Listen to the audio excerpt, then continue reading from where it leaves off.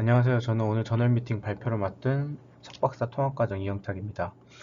저는 최근 촉각 연구를 진행하면서 이 인공 촉각을 만들고 검증하는 부분에 대한 고민을 계속 하고 있습니다. 그래서 관련 연구를 찾아보고 있고, 그 중에 두 가지 논문을 소개해드리고자 합니다. 첫 번째로 소개해드릴 논문은 진동 데이터를 활용을 해서 인공 촉각을 만드는 프레임워크 자체를 소개하는 연구입니다. 저널은 멀티미디어 시스템주의고 임팩트 팩터는 3.5, Q1에 랭크되어 있습니다. 먼저 인트로의 첫 문단에서는 그동안 다양한 멀티미디어에서 시각과 청각을 굉장히 많이 사용하고 있었는데 이게 제대로 된 몰입감을 위해서는 촉각도 함께 필요하다는 이야기를 하고 있습니다. 그래서 그동안에 이제 초기에 어, 제한된 햅틱 연구에 대한 이야기를 하고 있고요. 그러니까 여기서 이제 햅틱은 인공 촉각을 이야기하는데 뒤에서는 이제 계속 그냥 인공 촉각이라고 하겠습니다. 그래서 인공 촉각에 대한 소개를 하고 있고, 이런 인공 촉각을 만들어내는 이 햅틱 렌더링이라는 방법은 다양하게 있는데 데이터 드리븐 방법이 가장 많이 사용되고 있다고 합니다. 근데 이 데이터 드리븐 방법에도 한계점이 있는데 데이터가 많아야 돼서 이 데이터 자체의 크기도 크고 모델의 이런 복잡성도 늘어나기 때문에 시스템의 부하가 커진다는 단점이 있었다고 합니다. 그래서 이 데이터 크기에 대한 부담을 줄이기 위한 개인 기반의 인공촉각 생성 방법이 제안되었다고 합니다. 근데 이 기존의 이런 갱 기반의 방법도 이 데이터가 질감 정보만 계속 고려를 해가지고 이게 실효성이 좀 떨어졌다고 합니다. 그래서 사람의 움직임도 고려해야 된다라는 이야기가 나오고 있었다고 하고요. 그래서 기존에 이런 질감 정보만 가지고 겐을 적용하는 게 아니라 질감 정보랑 움직임 정보를 동시에 고려해서 이런 겐을 적용하는 것 같이 새로운 이런 인공촉각을 만드는 방법인 멀티모델 퓨전 방식이 필요하다고 이야기하고 있습니다. 이 멀티모델 퓨전 방식을 사용한 사전 연구에도 이 두 가지 정보, 그러니까 질감 정보랑 움직임 정보를 함께 고려하다 보니까 모델이 굉장히 불안정해질 수 있는 단점을 가지고 있었다고 합니다. 그래서 이 연구에서는 데이터 크기는 이렇게 특징을 직접 추출해 가지고 줄여서 모델의 크기라던가 아니면 이 시스템의 부하를 줄이고 이 이런 각 정보에 특화된 특징들을 추출함으로써 모델을 더 잘 해석할 수 있는 가능성을 높였다고 합니다. 그리고 이런 직접 추출한 특징들, 그러니까 그 질감 정보랑 이런 모션에 대한 정보를 잘 표현할 수 있는 신경망도 개발했다고 합니다. 분석에 사용된 데이터는 총 두 가지였습니다. 첫 번째 데이터셋은 15가지 물체에 대한 진동 데이터였고, 두 번째 데이터셋은 직접 측정한 8개의 물체에 대한 진동 데이터였습니다. 더해서 만들어진 인공촉각 신호를 평가하는 주관적인 평가가 있었는데요. 쉽게 말해서 이제 사람이 직접 느껴보고 이런 평가를 하는 게 있었는데, 아래에 있는 이 8가지 물체 중에서 4가지만 따로 뽑아서 진행을 했다고 하고, 실제 물체와 인공촉각이 얼마나 비슷한지에 대해서 0에서 100점 사이로 레이팅을 했다고 합니다. 평가를 했다고 합니다. 그래서 평가는 오른쪽의 그림처럼 펜을 쥐고 실제 샘플을 긁거나 아니면 평평한 곳에서 긁으면서 인공촉각 신호를 펜에 이렇게 주면서 이게 실제로 이런 샘플을 긁은 것 같은지에 대한 평가를 진행을 했다고 합니다. 그래서 이제 프레임워크에 대해서 좀 먼저 설명을 해드리면요. 먼저 촉각 데이터를 수집하고 특징을 추출하고 그 추출된 특징들, 촉각 정보랑 모션 정보를 합성해서 모델을 훈련을 합니다. 그래서 그걸로 이제 새로운 인공촉각 자극을 생성하게 되고 이걸 사람한테 인가하게 됩니다. 여길 보면은 이제 사람한테 인가를 하고 뭔가 피드백이 있어서 모델을 뭐 새롭게 업데이트 하는 것처럼 보이는데 이건 따로 뭐 업데이트를 하는 건 아니고 사람이 이제 이제 펜을 쥐고 긁으니까 그 데이터를 그냥 모델에 적용해보는 그 정도라고 생각하시면 됩니다. 연구에서 제안한 프레임워크 중에 가장 앞쪽에 있는 특징을 뽑는 부분인데요. 이 논문에서는 총 4가지의 특징을 뽑는데 그 중에 MFCC 이걸 이제 중점적으로 좀 설명을 하고 있었고, 나머지는 그냥 했다 정도로만 나와 있었습니다. 그래서 먼저 MFCC에 대해서 좀 설명을 해드리면, 이 특징은 음성 인식에서 가장 많이 쓰이는 특징 추출 방법이라고 합니다. 이제 입력된 신호에 대해서, 그러니까 입력된 이런 음성 데이터에서 노이즈랑 배경 소리를 제외하고 실제 필요한 소리의 특징만 잘 추출해 준다고 알려져 있는 방법인데요. 갑자기 진동 데이터 외에 음성 데이터 특징 추출 방법을 사용하나 의문이 생길 수도 있는데, 이 음성 데이터랑 촉각 데이터 사이에는 유사한 점이 많다고 합니다. 특히 뭐 음성 데이터는 고막을 지나서 달팽이관을 울리는 진동을 통해서 이게 뉴럴 데이터로 그러니까 신경신호로 변환이 되고, 진동 데이터는 피부에 이제 촉각 기계 수용체, 뭐 워크숍 때 들었겠지만 이 손가락엔 다양한 이런 촉감을 느끼는 수용체들이 있는데, 그 수용체들에 의해 신경 데이터, 신경 신호로 변환된다는 공통점이 있다고 합니다. 물론 이 진동 데이터가 음성 데이터랑 완전히 똑같지는 않아서 일반적인 음성 데이터에 사용되는 전처리가 아닌 이렇게 뭐 해밍 윈도우를 기반으로 DFT, 그러니까 이산 퓨레 변환을 사용하고, 뭐 메일 필터 뱅크, 그리고 이산 코사인 변환, 이렇게 여러 가지 전처리를 함께 사용을 했고요.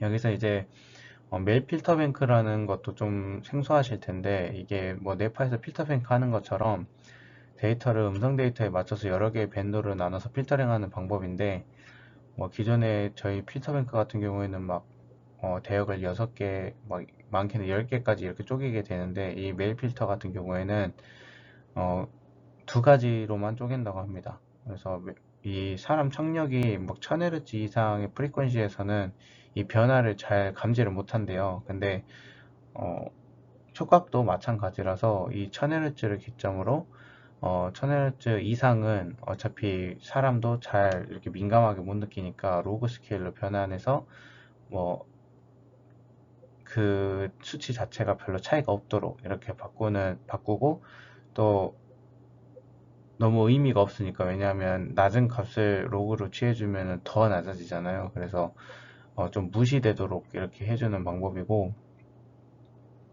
나머지 이런 SSP나 FF, SF 같은 경우에는 이제 따로 그림으로 표현되지는 않았고, 각각 주파수 스펙트럼 관련 특징, 이 SSP는 주파수 스펙트럼에서 이제 편차를 추출하는 이런 방법이라 하고, 이제 C계열에서 이제 모션에 대한 뭐 힘과 속도에 대한 이런 특징들, 이렇게 총 4가지를 뽑았다고 합니다.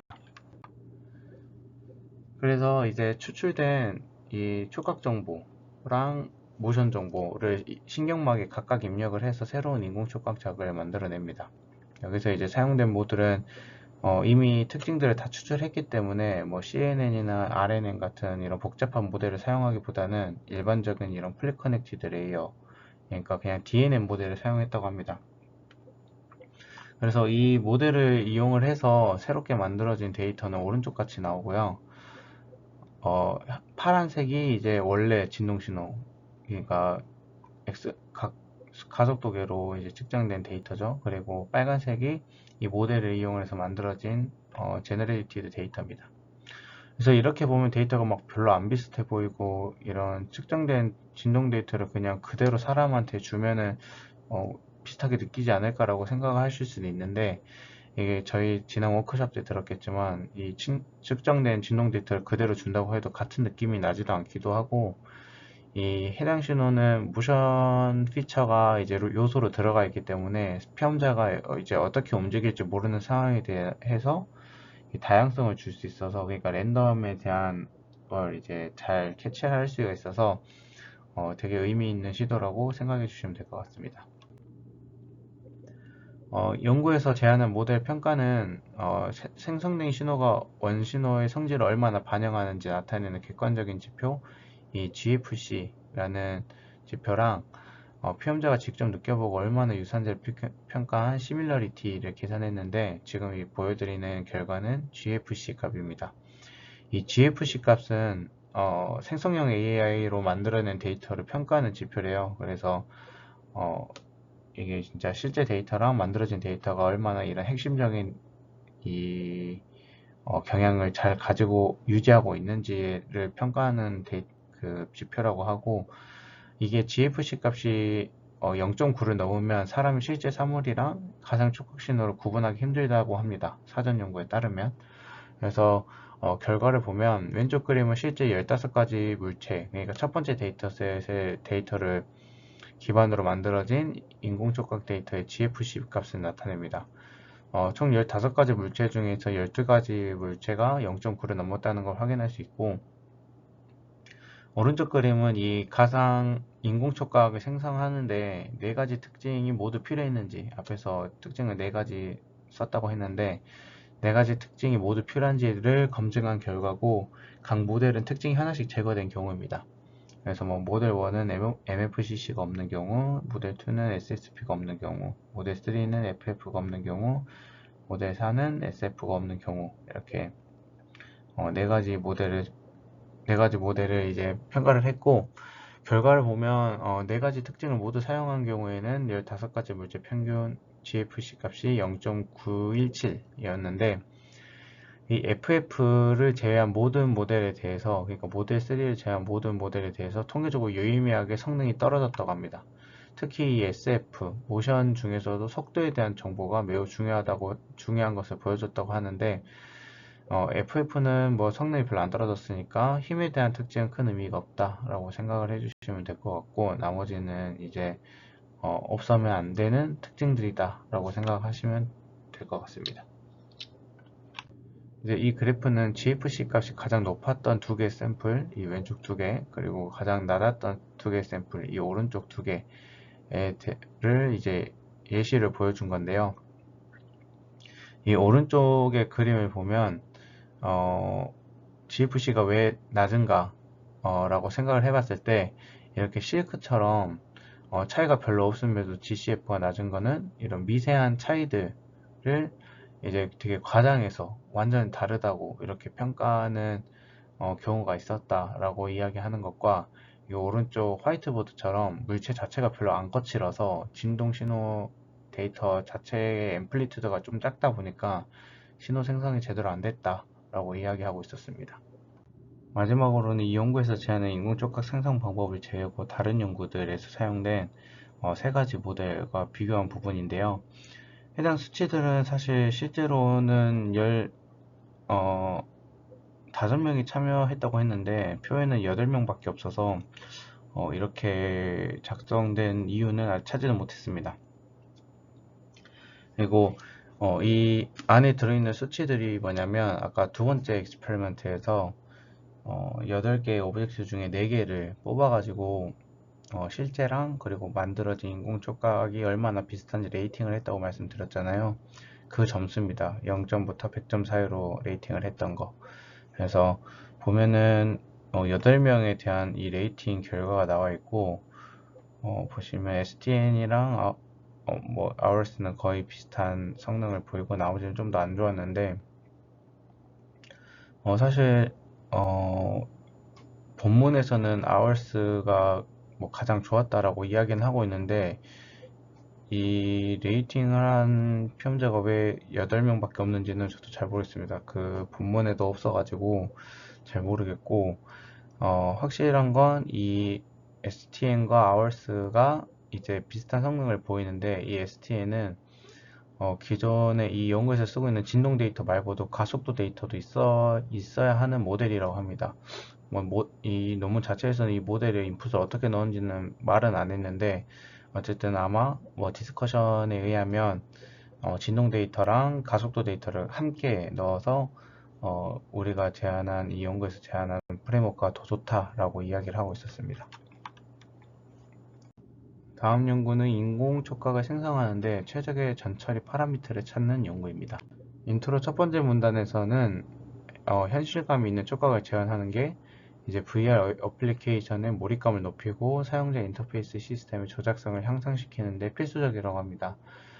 이를 위한 방법 중 하나인 이 진동 촉각 자극, 논문에서 표현하기로는 이 바이브로텍타일의 중요성을 이야기하고 있고, 이 바이브로텍타일은 물질감, 그리고 충돌에 대한 느낌, 클릭하는 느낌 등 다양한 촉각을 재현할 수 있다고 합니다.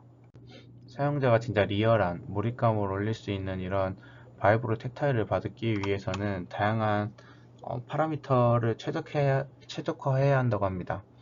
이 연구에서는 센서가 측정한 데이터가 가진 정보를 최대한 유지하는 것이 중요하다고 생각을 했고, 이 주파수 분석에 사용되는 파라미터 중에 이 타임 레졸루션이랑 프리퀀시 레졸루션을 최적화하는 데 관심을 가졌다고 합니다. 물론 이전에 이런 사전 연구들에서도 주파수 파라미터를 최적화하기 위한 다양한 연구들이 존재했다고 합니다. 주파수 밴드별로 임계값을 찾거나 이 이산 코사인 변환이라는 것들을 통해서 양자화를 한다던가 이런 시도들을 했었고, 시간 파라미터에 대한 경우에도 접촉 시 어떤 촉각 정보가 고려돼야 되는지, 예를 들어 마찰감과 시간에 따른 진폭의 변화는 어떻게 연관이 있는지, 그리고 촉각 정보를 압축하고 이런 다양한 시도들이 있었다고 합니다. 따라서 이 연구에서는 이전 연구들처럼 촉각 데이터의 파라미터들을 최적화하고 싶었고, 그 중에서 이 숏타임 프리 트랜스폼, 그러니까 STFT를 적용을 했을 때 시간이랑 주파수 해상도가 최소 어느 정도 돼야 되는지를 확인을 했다고 하고, 그래서 주파수 해상도랑 시간 해상도를 최적화했다고 합니다. 이 연구에서 사용된 데이터셋은 LMTA 햅틱 텍스처 데이터베이스였고, 총 7개 물체에 대한 진동 데이터였다고 합니다. 7개의 물체에 대한 그림은 이렇게 왼쪽에 있고요.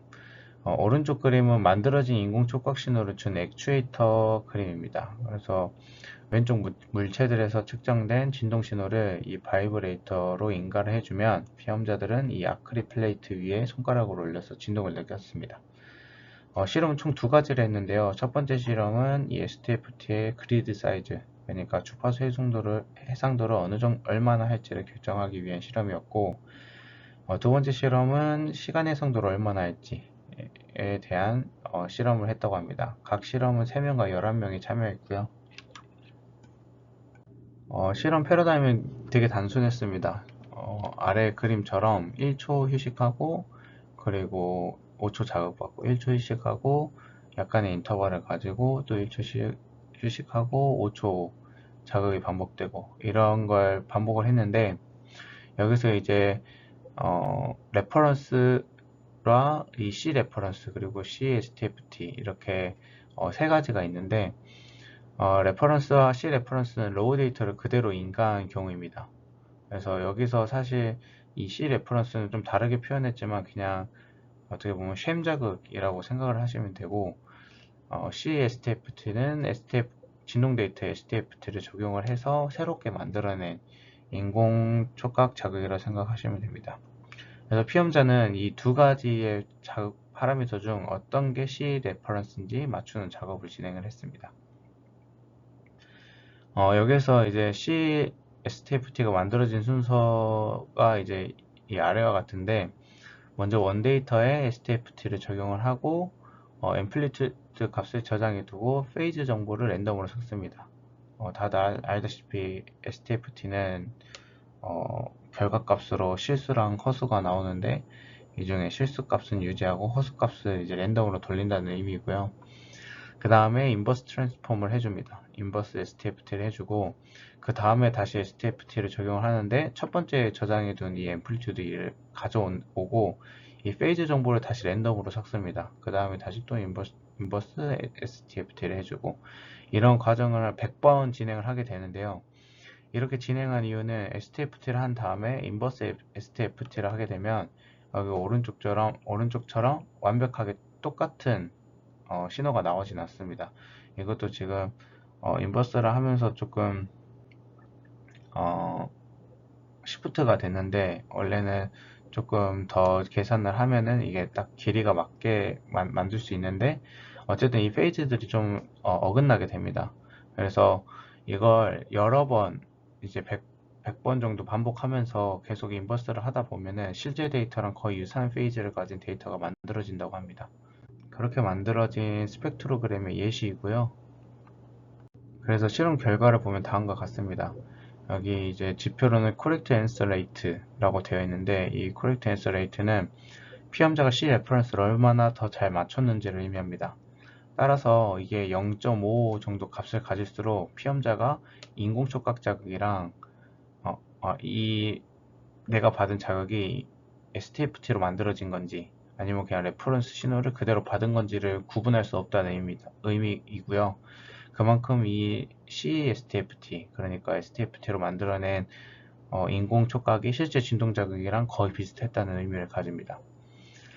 이 결과에서는 STFT 윈도우를 최소 한 256 정도 써야 된다는 것을 확인할 수 있는데요. 그래서 여기 보면은 뭐 0.2, 뭐 0.8 이렇게 하지만 윈도우가 포함하는, 그러니까 윈도우 사이즈가 커지면 커질수록 0.5에 가까운 값을 가진다는 걸 확인할 수 있고, 여기 오른쪽을 보면 이 7가지 물체에 대해서 전부 다 평균을 해보니 이 인공 촉각을 만들려면 최소한 윈도우 사이즈가 256 정도 돼야 된다 라는 것을 확인할 수 있고요. 타임 레졸루션 같은 경우에는 이제 이 델타 t가 있는데 이 델타 t가 작을수록 오버랩 비율이 높다라고 생각하시면 됩니다. 그러니까 저희가 보통 매트랩에서 분석을 할 때 뭐 예를 들면 윈도우 사이즈는 뭐 1, 그리고 뭐 1000 샘플 레이트가 1000이었다고 하면 1000, 오버랩은 900 이렇게 하면 90% 오버랩 되는 거잖아요. 여기서 이제 델타 t가 작으면 작을수록 오버랩 비율이 높아서 뭐 예를 들면 뭐 99%, 뭐 70%뭐 이런 식으로 진행이 됐다고 생각하시면 되고, 이 결과를 보면 한 델타 t가 3ms를 넘어서면 이제 0.5보다 좀 통계적으로 높은 이 코렉트 앤서 레이트를 가진다라고 생각을 하시면 될 것 같습니다. 관련해서 이 오버랩 정도에 따라서 생성된 데이터의 파형을 보여주는데, 이 델타 t가 크면 클수록 스무딩이 많이 되고, 인버스한 데이터를 보면 짜잘한 피크들이 많이 사라진 것을 확인할 수 있습니다. 논문에서 말하기를 이 사라진 피크들이 사람의 인지에 어느 정도 영향을 주는 요소들이고, 이 델타 t가 크면 클수록 그런 요소들이 사라진다 라고 이야기를 하고 있습니다. 다음 결과는 이제 그냥 단순히 각 7가지 물체에 대해서 어떻게 델타 t에 대해서 어떻게 다른지를 보여주는 거고요. 그래서 보면은 이렇게 한 델타 t가 한 30 정도 되는 경우에도 되더라도 괜찮은 경우들이 있지만 3인 경우가 이제 가장 보수적으로 잡았을 때 델타 t가 3ms일 때가 가장 좋았다라고 이야기를 하고 있습니다. 이제 제가 2가지 논문을 좀 소개해 드렸는데요. 이 위의 그림은 제가 촉각 연구를 하면서 실제 진동 데이터를 전처리하고 만들어낸 인공 촉각의 예시입니다. 파란색이 로우 데이터고 빨간색이 이제 전처리 된 건데, 보시면 노이즈를 제거하는 과정에서 좀 앰플리튜드가 많이 떨어졌습니다. 그래서 이걸 이제 인위적으로 좀 키워가지고 실제 사람들한테 느껴보라고 하면 이게 생각보다 구분도 잘 안되고 거칠기처럼 느껴지지도 않아서 구현 방법에 대해서 계속 고민을 하는 상황이고요. 오늘 소개해드린 이런 특징 기반의 새로운 촉각 신호 생성 방법이나 이런 최적의 STFT 파라미터를 설정하는 방법을 좀 참고를 해서 연구를 좀 진행할 예정입니다. 특히 이제 이 인공 촉각을 만들고 있는 학생이 인공지능은 조금 생소해서 이 STFT 최적화하는 방법을 좀 먼저 사용해 볼 예정이고, 저희가 사용하는 이런 piezo 센서가 생각보다 이게 움직임도 없고 해서 좀 리얼하지 않는 경향이 있습니다. 그래서 일단 이런 STFT 파라미터 최적화를 먼저 해보고 또 다른 방법을 찾아야 되지 않을까 생각됩니다. 오늘 이 2가지 논문은 사실 진동 데이터에 초점이 워낙 맞춰져 있어서 다른 랩 인원들이 분석하는 이런 뇌파랑은 좀 차이가 좀 커서 좀 어떻게 적용해야 될지 가이드를 저도 좀 드렸으면 좋겠는데 저도 크게 잘 모르겠더라고요. 그래서 다들 하시는 연구에 잘 적용할 수 있는 좋은 연구 소개가 되었으면 좋겠습니다. 긴 시간 들어주셔서 감사합니다.